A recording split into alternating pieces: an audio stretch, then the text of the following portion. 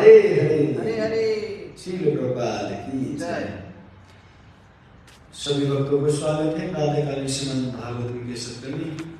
आज की चर्चा के विषय है स्कंद 3 अध्याय 3 श्लोक संख्या 22 से। सबसे पहले प्रार्थना करेंगे। ओम नमो भगवते वासुदेवाय। ओम नमो भगवते वासुदेवाय। ओम नमो भगवते वासुदेवाय। ओम नमो भगवते वासुदेवाय। ओम नमो भगवते वासुदेवाय।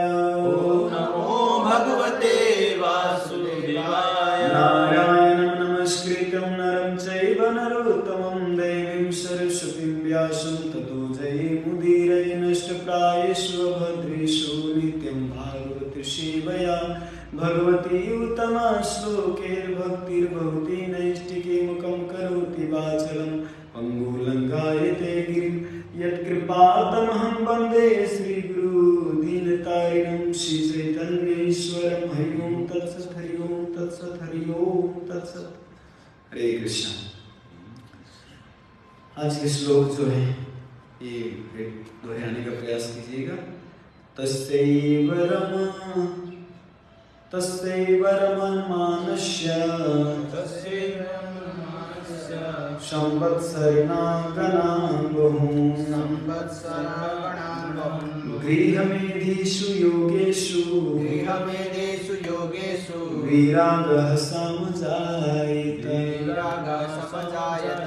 तस्यैव रममानस्य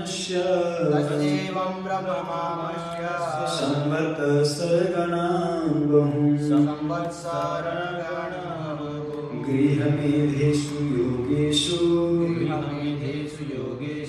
विरागः समजायत।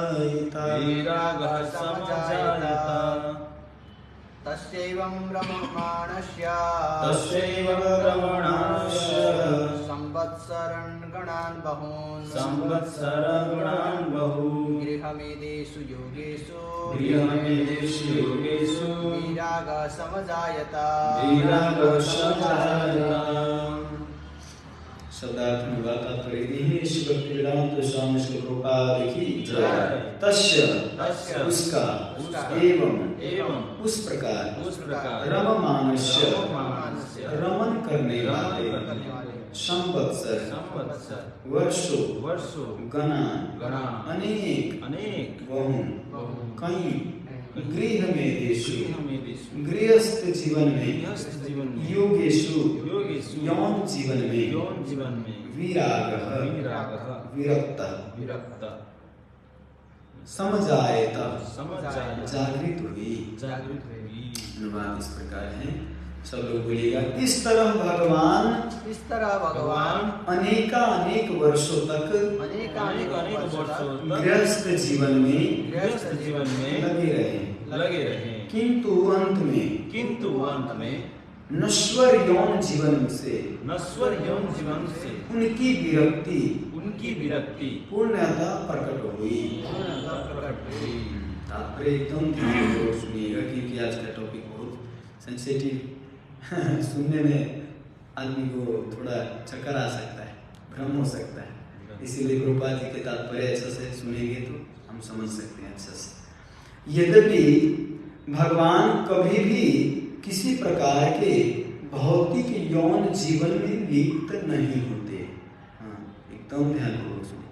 क्योंकि जगत गुरु के रूप में दूसरों को यह शिक्षा देने के लिए कि किस तरह गृहस्थ जीवन बिताना चाहिए, वे स्वयं अनेक वर्षों तक गृहस्थ बने रहे। श्रील विश्वनाथ चक्रवर्ती ठाकुर बतलाते हैं कि समजायत शब्द का अर्थ पूर्णतः प्रकट किया। जब तक वे पृथ्वी पर उपस्थित रहे, भगवान ने अपने सारे कार्यों में विरक्ति प्रदर्शित की। इसका पूर्ण प्रदर्शन तब हुआ जब उन्होंने दृष्टांत द्वारा यह शिक्षा देनी चाहिए कि मनुष्य को अपने संपूर्ण जीवन भर गृहस्थ जीवन में आसक्ति नहीं बना रहना चाहिए। मनुष्य को स्वभावतः विरक्ति उत्पन्न करनी चाहिए। भगवान द्वारा गृहस्थ जीवन से विरक्ति यह नहीं सूचित करती कि उन्होंने अपने नित्य संगियों दिव्य गोपियों से विरक्ति ले ली थी, किंतु भगवान प्रकृति के 3 गुणों के प्रति अपनी तथाकथित आसक्ति को समाप्त करना चाहते थे। वे अपने दिव्य संगियों यथा रुक्मिणी तथा लक्ष्मियों की सेवा से कभी भी विरक्ति नहीं हो सकते, जैसा कि ब्रह्म संहिता में कहा गया है, लक्ष्मी सहस्त्र शतसम ब्रह्मसेव्यमान। श्रील प्रभुपाद की जय। ओम ज्ञानतिमिरन्धस्य ज्ञानाञ्जनं शलाकया चक्षुन्मीलितं येन तस्मै श्रीगुरुवे नमः। श्रीचैतन्यमनोभीष्टं स्थापितं येन भूतले स्वयं रूपा कदा मह्यं ददाति सोपदान्तिकं। वन्देऽहं श्रीगुरुं शिवतापदकमलं श्रीगुरु वैष्णवांश श्रीरूपं साग्रजातं सहगण रघुनाथान्वितं तं सजीवं साद्वैतं सावधूतं परिजनसहितं कृष्ण चैतन्य देवं श्रीराधा कृष्ण पादान सहगण ललिता श्रीविशाखान्वितांश। हे कृष्णा करुणा सिंधु दीनबंधु जगत्पते गोपेश गोपिका कांत राधा कांत नमस्तुते। तप्त कांचन गौरांगी राधे वृंदावनेश्वरी वृषभानुसुते देवी प्रणमामि हरिप्रिये। वाञ्छाकल्पतरुभ्यश्च कृपा सिन्धुभ्यश्च पतितानां पावनेभ्यो वैष्णवेभ्यो नमो नमः। नमो ओं विष्णुपादाय कृष्णपृष्ठाय भूतले श्रीमते भक्तिवेदांत स्वामी नामिने। नमस्ते सरस्वती देवे गौरवाणी प्रचारिणे निर्विशेष शून्यवादी पाश्चात्य देशतारिणे। जय श्री कृष्ण चैतन्य प्रभु नित्यानंद श्री अद्वैत गदाधर शिवासादि गौर भक्तवृंद। हरे कृष्णा कृष्ण कृष्ण हरे हरे हरे राम राम राम हरे हरे। हरे कृष्ण। तो श्रील प्रभुपाद श्रीमद् भागवतम के बारे में कहते हैं, एक बड़ी सुंदर भजन लिखे हैं, बड़ो कृपा कैला कृष्ण। उसमें बताए हैं, तब इच्छा होए जदि तांदेरा उधारा बुझिबे निश्चय तबे कथा से तुम्हारा। बड़ी सुंदर बात यहाँ पे बोले हैं कि जो आपकी अगर इच्छा हो भौतिक आसक्ति को दूर करना, तबे इच्छा हुए यदि इच्छा तुम्हारा, तब इच्छा हुए यदि तादेर उद्धार। यदि आप चाहते हैं अपना उद्धार करना तो क्या कह रहे हैं, तुम्हारा इच्छाएं नाश नहीं, बुझी भी निश्चय तबे कथा से तुम्हारा। जब आपकी ही इच्छा नहीं है कि मेरी भौतिक कलमश दूर हो, तब तक कैसे आप दूर कर सकते हैं। इसके लिए ये भागवत कथा निश्चय होना चाहिए सुनने के लिए। और आगे इसी में कहते हैं, बुझिबे निश्चय तबे कथा से तुम्हारा भगवतीर कथा से तब अवतारा। कहते आपकी इच्छा से ही जीवों को उद्धार करने के लिए ही श्रीमद् भागवतम का अवतरण हुआ, आपके ही उद्धार के लिए, और भागवत के रूप में अवतार लिया, है ना। तो ये भागवत कथा, ये हमारा सौभाग्य है कि प्रभुपाद जी के पास से रोज सुनते हैं। ये बड़ी आश्चर्य लगता है कि अरे रोज भागवत की महिमा सुनना, थोड़ा लगता है कि रोज क्यों सुनना है, डायरेक्ट चर्चा कर सकते हैं श्लोक के ऊपर। लेकिन बात यह है कि जब तक हम इस महात्म्य को अगर नहीं श्रवण करते हैं, तब तक जो हम ये श्रवण करने वाले हैं, आने वाले जो श्रवण करने वाले हैं, उसको हम सीरियसली नहीं लेते, सीरियसली अपने जीवन में उतारते नहीं। इसीलिए इस महात्म्य को सुनना बहुत जरूरी है। तो आज के श्लोक में बड़ी सुंदर वर्णन है कि इस तरह भगवान अनेकों वर्षों तक गृहस्थ जीवन में लगे रहे, किंतु अंत में नश्वर यौन जीवन से उनकी विरक्ति पूर्णता प्रकट हुई। देखिए भगवान बड़ी शिक्षा दे रहे हैं कि अनेक वर्षों तक गृहस्थ जीवन में रहे भगवान, इसके बाद अंत में अपना नश्वर यौन जीवन उनकी विरक्ति पुण्यता प्रकट हुई। अब जाके विरक्ति प्रकट हुआ। तो भगवान की कोई यौन जीवन में आसक्ति नहीं है, और भगवान हमारे जैसे भौतिक यौन जीवन होता भी नहीं है भगवान का, है ना। प्रभुपाद जी तात्पर्य में बताते हैं, यदि भगवान कभी भी किसी प्रकार के भौतिक यौन जीवन में लिप्त नहीं होते, किंतु जगत गुरु के रूप में दूसरों को यह शिक्षा देने के लिए कि किस तरह गृहस्थ जीवन बिताना चाहिए, है ना। गृहस्थ जीवन बिताने केवल बच्चा पैदा करने के लिए नहीं है ना। उसका वानप्रस्थ, संन्यास, आश्रम भी आता है, ये शास्त्रों का नियम है।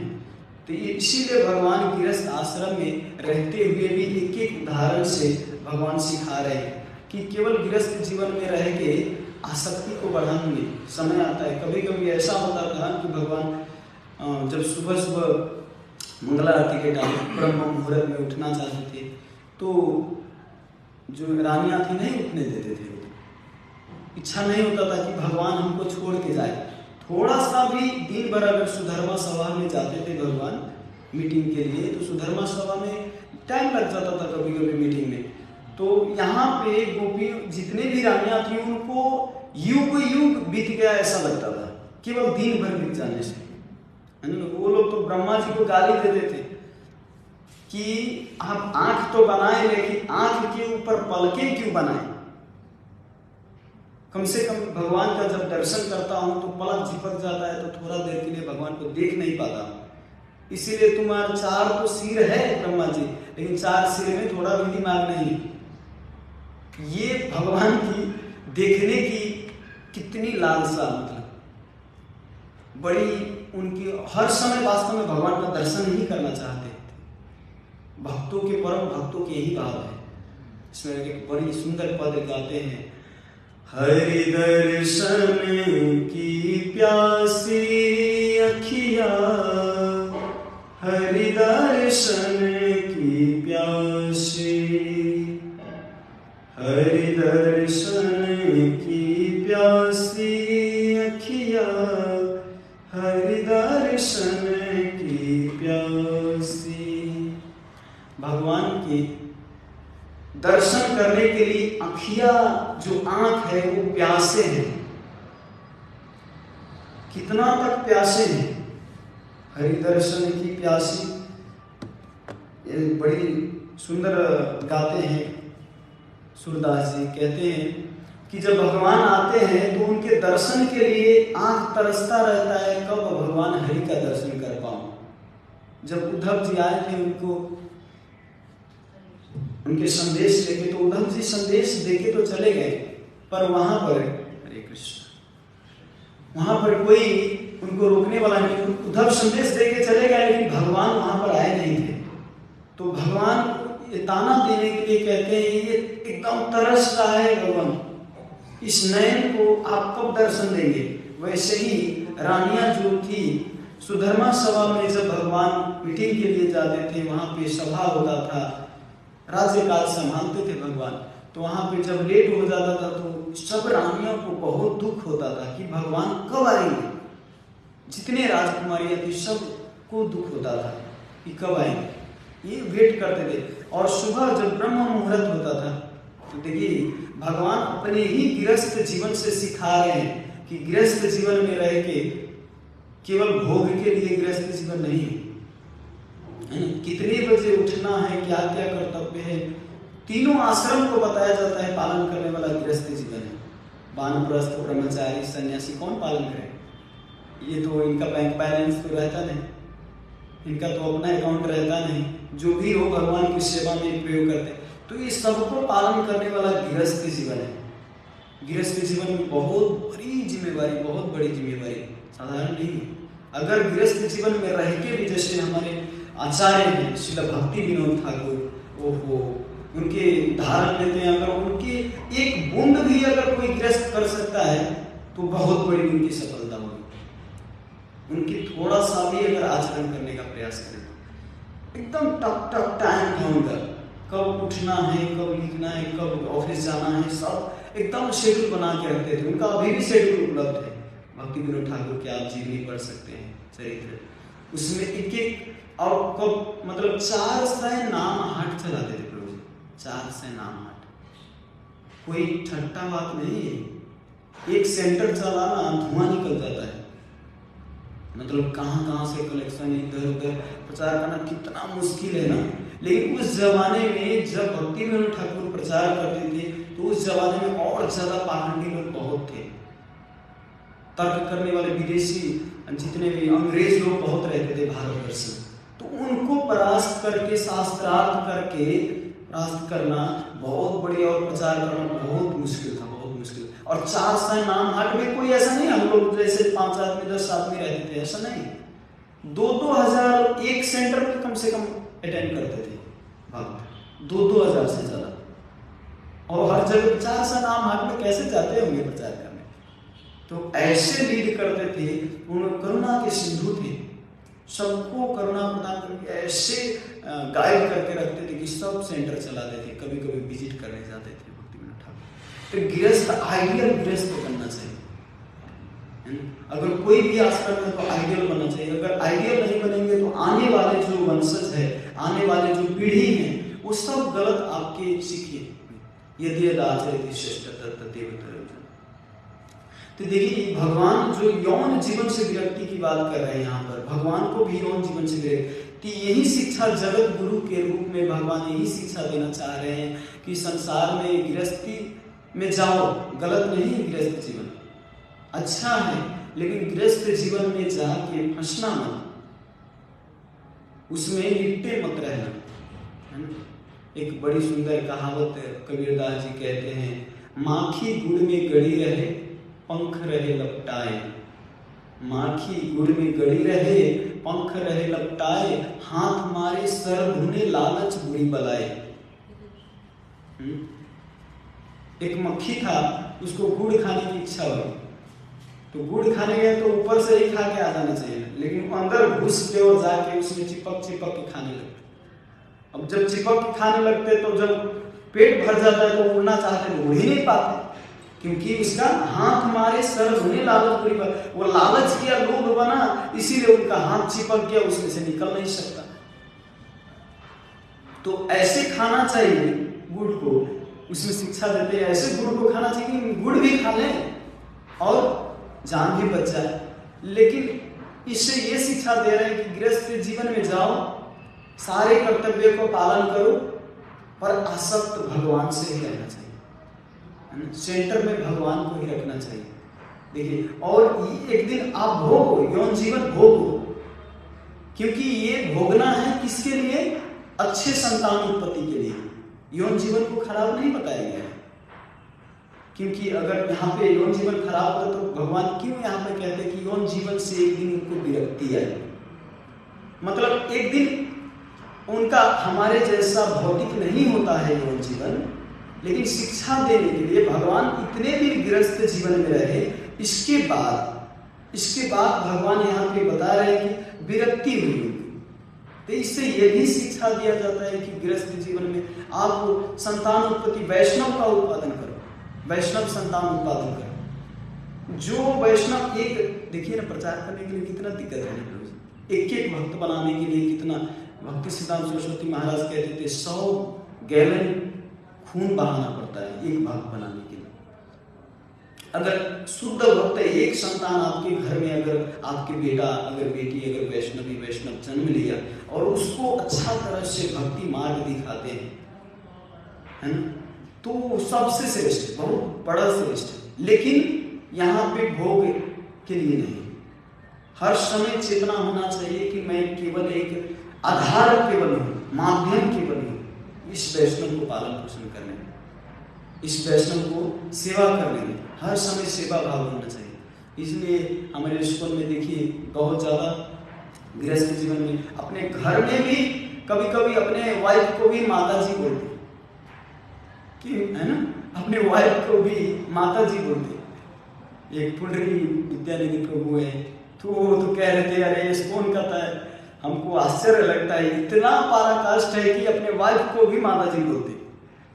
आश्चर्य मानते, वास्तव में असंभव है बाहर की दुनिया के लिए। अपने बेटे को भी प्रभु जी बोलते हैं, अपने भाई को भी प्रभु जी बोलते, अपने बहन को भी माता जी बोलते। ये है वास्तव में भगवत शिक्षा, है ना। तो भगवान यही शिक्षा दे कि कहीं भी रहिए लेकिन भगवत चेतना में रहिए, यही शिक्षा देते हैं। तो आगे प्रभुपाद जी तात्पर्य में बताते हैं कि श्री विश्वनाथ चक्रवर्ती ठाकुर बतलाते हैं कि समझ आए तो शब्द का अर्थ है पूर्णता प्रकट किया। देखिए, भगवान पूर्ण रूप से आसक्त नहीं थे, ये भाव प्रकट किए, खुद छोड़े नहीं, ये भाव प्रकट करना मतलब दिखाए कि ऐसा भगवान ने गृहस्थ आश्रम को छोड़ना चाहे। मैं बता रहा था कि जब सुबह भगवान मंगला आरती में उठना चाहते थे ब्रह्म मुहूर्त में, तो पत्नियां नहीं चाहती थी कि जाएं, क्योंकि भगवान के प्रभु जी जो भगवान के भजन भक्ति करता है वो इतने आसक्त रहते हैं भगवान से, है ना। जो प्रेम शुद्ध भक्त हो भगवान से कितने आसक्त रहते ना, हर समय चाहते हैं कि भगवान का मैं पूजा आजा, हर समय भगवान की सेवा में रत रहूं, आसक्त रहूं। जो भक्त होते हैं, जो भगवान के साथ हर समय रह रहे हैं, सो रहे हैं, खा रहे हैं, पी रहे, तो वो कितना आसक्त होंगे।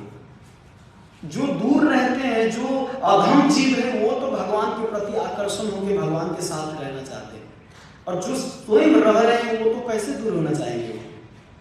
तो इसीलिए रानियां प्रार्थना करते थे प्रभु छोड़ के मत जाइए। उनको लगता था कि कहीं दिन इधर उधर, भगवान तो चक मतलब खूब इधर उधर जहाँ भक्त बुलाते वहां चले जाते, तो लगता था कि कहीं दिन में जाए, सुधर्म सभा में जाए तो इधर उधर अटक के न रह जाए, इसीलिए बहुत चिंता होती थी। तो जाने तो भगवान छोड़ देते थे, नहीं जानते थे। लेकिन उस समय जब मुर्गा बोलने लग जाता था, पहले का अलार्म नहीं होता था, मुर्गा जब सुबह सुबह बोलता था, ऐसा नहीं कि अभी अभी मुर्गा है, मुर्गा पहले से ये शास्त्र में वर्णन है, ये आप पढ़ सकते हैं 10वें स्कंद के 17 अध्याय में सब बताया गया।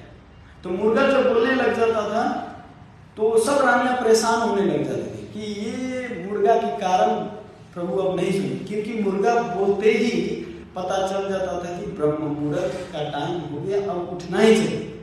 तो भगवान उस समय कोई कॉम्प्रोमाइज नहीं करते थे, उठ के और चाहते ही थे।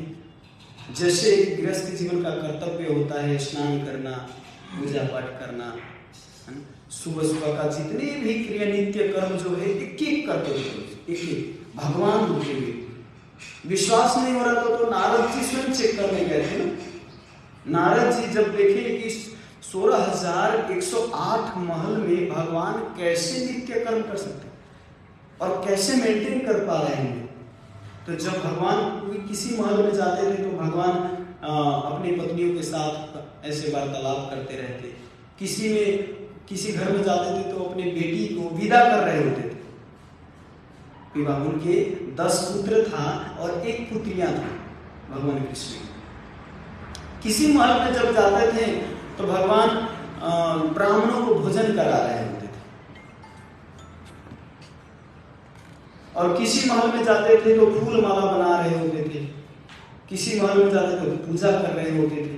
मतलब हर एक महल में भगवान का क्रिया अलग अलग होता था, लेकिन नित्य कर्म होता ही था। और भगवान जब नारद मुनि जाते हैं तो नारद मुनि को अपने आसन पर बैठा के उनके चरण प्रक्षालन करते हैं भगवान, एकदम कि मैं एकदम गृहस्थ जीवन में फंसा हूं। वास्तव में जो गृहस्थ जीवन में रहता है उनको मानना चाहिए कि मैं वास्तव में फंसा हूं, ये सच्चाई है। गृह अंधकूपम बताया गया है ना शास्त्र में। हम नहीं मानेंगे, वैष्णव आपको नहीं मानेंगे कि नहीं आप बहुत परम वैष्णव है, आप गृहस्थ जीवन में रह के भी आप इतना कार्य कर रहे हैं। दूसरे को मानना है, अपने आप को नहीं मानना है। अपने आप को तो अधम ही मानना है कि मैं वास्तव में फंसा हूं, तभी तो आप जाल से निकलेंगे। कई गृहस्थ लोग कहते हैं कि नहीं, अरे मैं भजन भक्ति कर रहा हूं, सब कुछ कर रहा हूं, ठीक है ये कर रहे हैं, लेकिन अपने आप को जब तक नहीं मानेंगे कि मैं जाल में फंसा हूं, तब तक आप जाल से निकलेंगे नहीं। है ना। जैसे कोई जानवर अगर फंसा हो जाल में तो निकलने का प्रयास, कम से कम प्रयास तो कर रहा है, उथल उथल के निकलना चाह रहे, तब तो देखेंगे ये जानवर को कष्ट हो रहा है तो कोई हो सकता है निकाल दे, लेकिन आराम से उसमें खा रहा है, वो हो आनंद से उसमें खा रहे, तो कौन बचाएंगे उसको। कुआं में गिरे हैं तो आपको चिल्लाना होगा बचाइए बचाइए बचाइए। ये मैं नहीं कर रहा हूँ, शास्त्र बता रहे हैं कि गृहस्थ जीवन में रह के अपने आप को अधम मानना ही चाहिए, है ना। वैसे तो हर एक आश्रम में हर जीव को अपने आप को अधम मानना चाहिए और भक्त मानते भी हैं अपने आप को। तो भगवान कृष्ण भी यहाँ पर एक मनुष्य जैसे लीला कर रहे हैं कि नारद जी को बता रहे हैं कि आप तो परम संत हो, आप तो चारों तरफ भ्रमण करते हो, तीनों लोक में भ्रमण करते हो, तो आपकी सेवा से इस गृहस्थ जीवन से कुछ उद्धार हो। भगवान ऐसे भाव से कहते थे कि मैं तो 16,108 रानियां हैं मेरे पास, इतने गृहस्थ जीवन का भार पड़ा हुआ है मेरे पास, तो आपकी कृपा ना हो तो मैं गृहस्थ जीवन से कैसे उद्धार होगा। ऐसे ऐसे भाव से उनका चरण प्रक्षालन करते थे, वहां पे संकीर्तन करते थे। नारद जी तो सुन सुन के आश्चर्यचकित हो जाते थे, जो अनंत कोटि ब्रह्मांड के मालिक है वो कैसी लीला कर रहे हैं। तो वहां पर तो वास्तव में एक गृहस्थ जीवन को तो नारद जी भी स्वीकार करते थे। उस समय कष्ट होता था लेकिन स्वीकार करते थे। यहाँ पे जब तक वे पृथ्वी पर उपस्थित रहे, भगवान ने अपने सारे कार्यों में विरक्ति प्रदर्शन की। इसका पूर्ण प्रदर्शन तब हुआ जब उन्होंने दृष्टांत द्वारा यह शिक्षा देनी चाहिए कि मनुष्य को अपने संपूर्ण जीवन भर गृहस्थ जीवन में आसक्त नहीं रहना चाहिए, है ना। बार बार इस तात्पर्य में यही बताया गया परपट में कि गृहस्थ जीवन में आसक्त नहीं रहना चाहिए। यही शिक्षा देने के लिए भगवान ने ये लीला की। मनुष्य को स्वभावतः विरक्ति उत्पन्न करनी चाहिए। भगवान द्वारा गृहस्थ जीवन से विरक्ति यह नहीं सूचित करती कि उन्होंने अपने नित्य संगियों दिव्य गोपियों से विरक्ति ले ली थी। ऐसा उनको भाव नहीं था कि वास्तव में गोपियों से विरक्त हो गए थे, लेकिन ऐसा प्रकट कर रहे थे कि हमारा विरक्ति हुआ है। वे अपने दिव्य संगियों तथा रुक्मिणी तथा लक्ष्मी के सेवा से कभी भी विरक्त नहीं हो सकते, जैसा कि ब्रह्म संहिता में कहा गया है, लक्ष्मी सहस्त्र शत संभ्रम से प्रियमानम। और एक दूसरा पॉइंट यहाँ पर ये है, ये बता रहे हैं कि कभी भी रुक्मिणी लक्ष्मी से दूर भी नहीं हो सकते भगवान ऐसे, क्योंकि लक्ष्मी सहस्त्र शत संभ्रम सेव्यमान, उनके करोड़ों करोड़ों लक्ष्मियां हैं उनकी, तो वो दूर भी एक प्रकार से नहीं है, क्योंकि नित्य संगी नित्य धाम में उनकी नित्य लीला होता रहता है, नित्य धाम में उनकी लीला होता रहता है। ये तो केवल संसार को दिखाने के लिए कि भगवान विरक्त हुए। कोई यहाँ पे प्रश्न कर सकता है कि भगवान जो भी अपने इंद्रिय तृप्ति के लिए करता है, और जब पूछते हैं प्रश्न तो करता है कि शिक्षा देने के लिए, मनुष्य को शिक्षा देने के लिए किया है। कोई भी आप देखिए तो बड़ी समझ में नहीं आता, तो उसको आप प्रश्न कीजिए कि भगवान ने ऐसा क्यों किया, तो उत्तर आता है कि भगवान ने शिक्षा देने के लिए किया। एक अगर है ना ये बात कहते हैं, लेकिन मनुष्य को लगता है अगर जो नहीं समझना चाहते, जो शिक्षा नहीं लेना चाहते, उनको लगता है कि इसीलिए तो एक बाहर की दुनिया में बोलते हैं ना, तुम करो तो रासलीला, मैं करो तो कैरेक्टर ढीला। ऐसे कैसे हो? भगवान करे तो ये रासलीला और ये शिक्षा देने के लिए, और मैं करूँ तो मतलब मेरा कैरेक्टर लेस हो।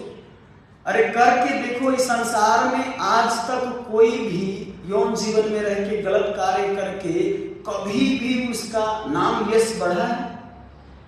सब पता नहीं हुआ है। बड़े बड़े ऋषि से लेके बड़े बड़े ऋषि मुनि तक, है ना, बड़े बड़े भक्त से लेके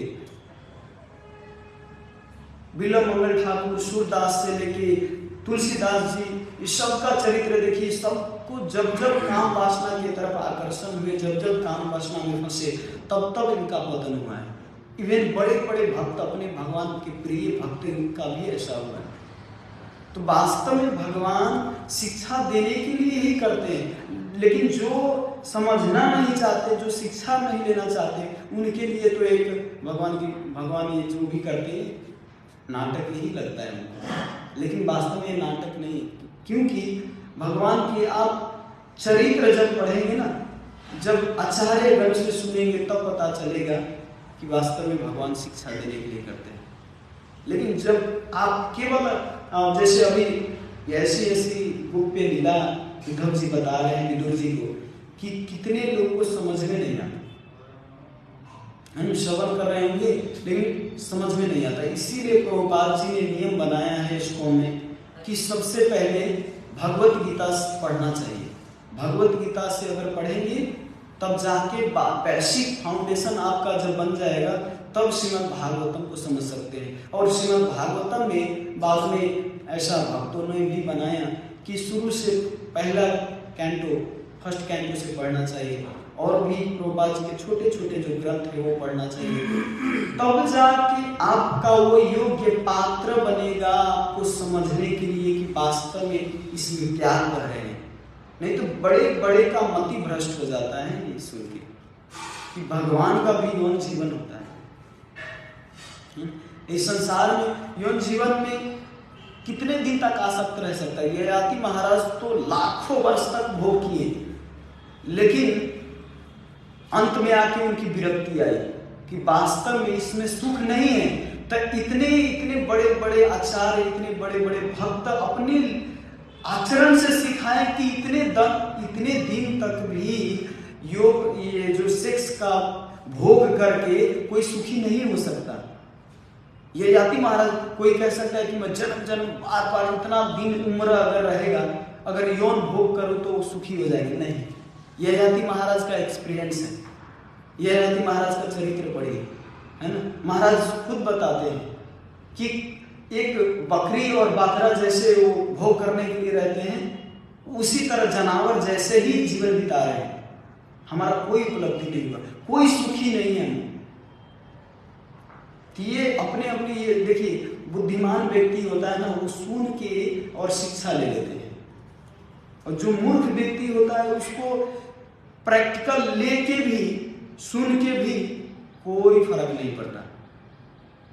उस संसार चक्र में बार बार पुनरपि जननम पुनरपि मरणम पुनरपि जनने जठरे शयनम, यह संसार बहुत विस्तार है, कृपया पारे पाहि मुरारी। इस संसार चक्र में फंसा रहता है, बार बार फंसते। तो एकमात्र उपाय है कि हम लोग आचार्यगण वैष्णव जन से श्रवण करके अपने जीवन में इसको लागू करने का प्रयास करें। बड़ा मुश्किल है, लेकिन कहना बड़ा आसान है। व्यासासन पर बैठ के मैं तो कह रहा हूँ, लेकिन बड़ा मुश्किल है। और बड़ा मुश्किल क्यों लगता है? क्योंकि हमारी आसक्ति, ये भौतिक जितने भी आसक्तियां हैं बहुत भरा पड़ा है हृदय में, इसीलिए बहुत बड़ा गंभीर लगता है और ये आसक्ति हटाना मुश्किल लगता है। सच में कहना बड़ा आसान है, बड़ा आसान है कहना, लेकिन जब ऐसे ही हृदय से मैं प्रार्थना करता हूँ, कभी भी मेरे हृदय में ऐसे कलमश आता है तो भगवान से ही प्रार्थना करता हूँ कि प्रभु, अगर आप कुछ देना चाहते हो इस संसार में, कुछ भी अगर लगता है कि ये ठीक है, ये भक्त ने ऐसा अच्छा किया, तो अगर कुछ भी देना चाहते हो तो केवल आपके नाम के प्रति आपके चरणों में आसक्ति हो, यही दीजिए। तो यही मांगना चाहिए। मांगेंगे, प्रार्थना करेंगे, बार बार प्रार्थना करेंगे, बार बार करेंगे, तो भगवान अवश्य इतने कठोर नहीं है। भगवान जैसे कृपालु, भगवान जैसे दयालु वास्तव में कोई नहीं है। करुणा सिंधु है भगवान।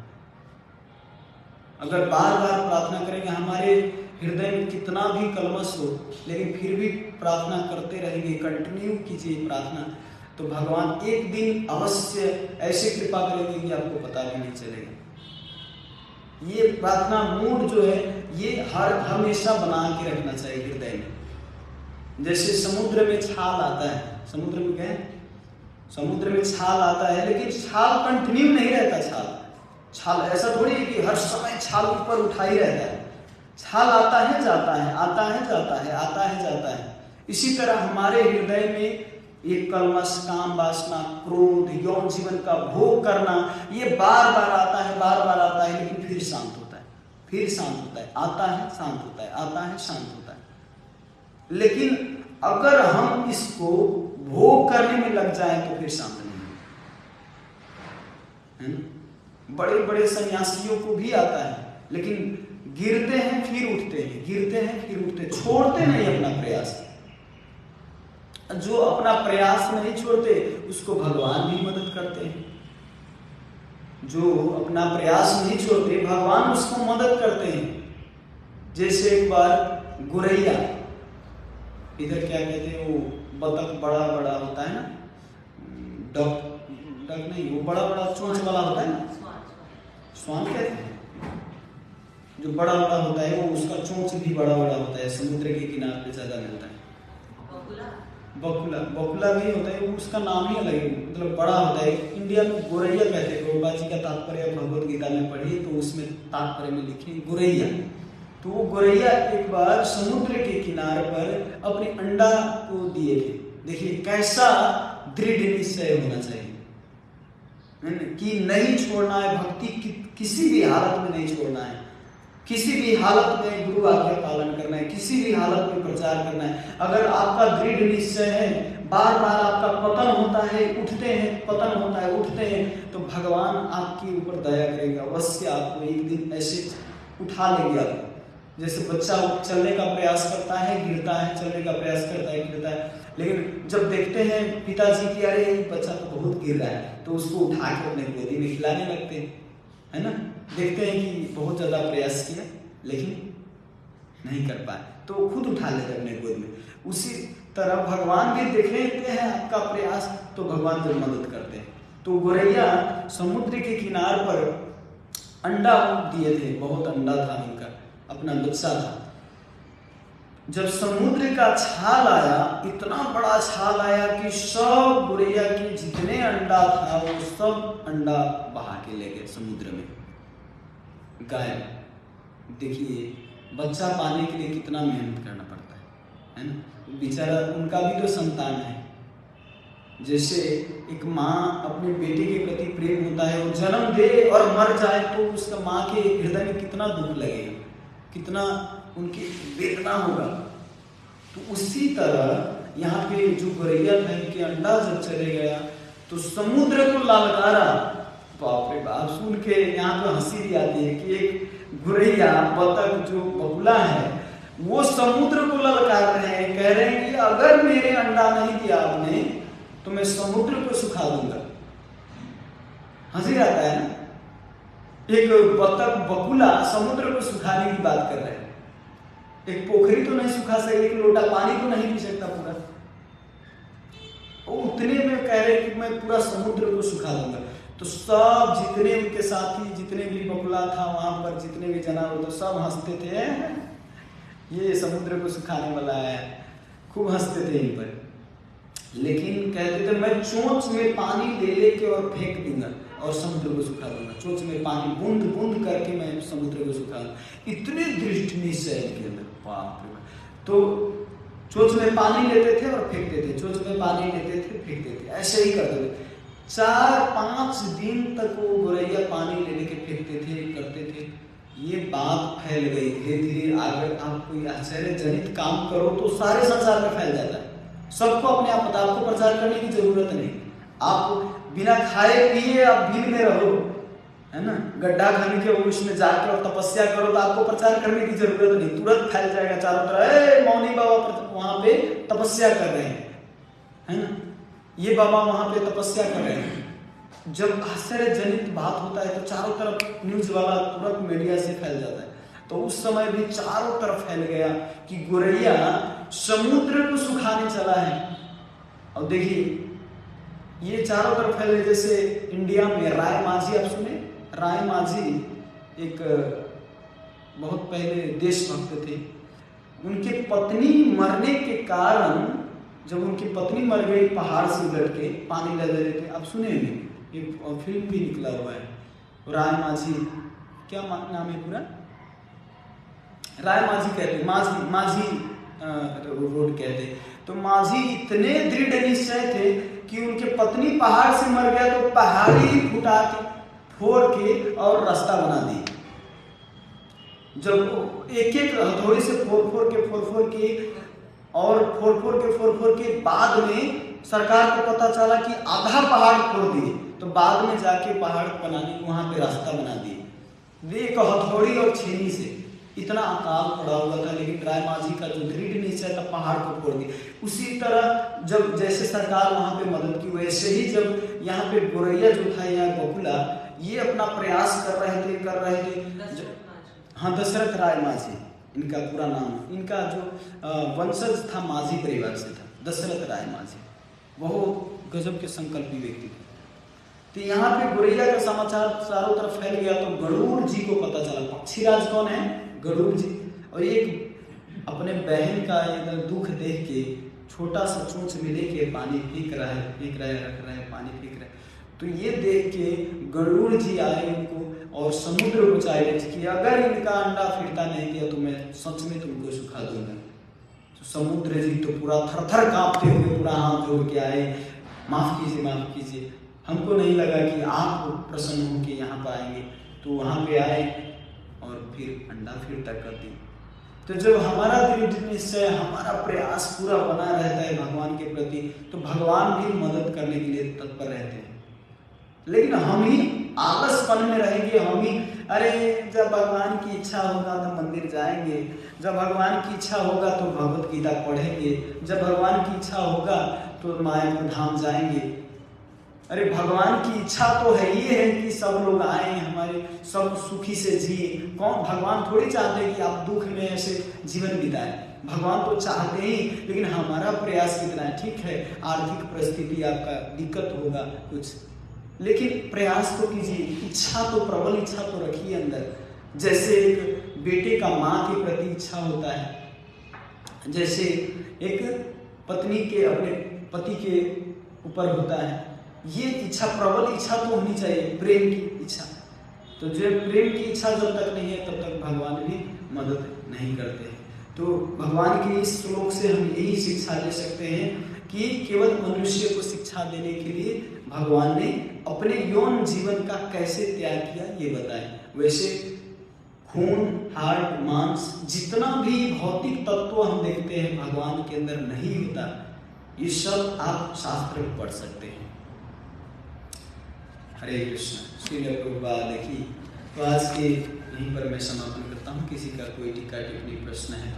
प्रभु जी का प्रश्न। प्रभु जी, जैसे कि आपने बताया, सबसे पहले धन्यवाद, इतना सुंदर, थोड़ा नजदीक आ जाए। सर्वप्रथम धन्यवाद प्रभु जी, इतना सुंदर भगवत कथा का रसास्वादन कराया आपने।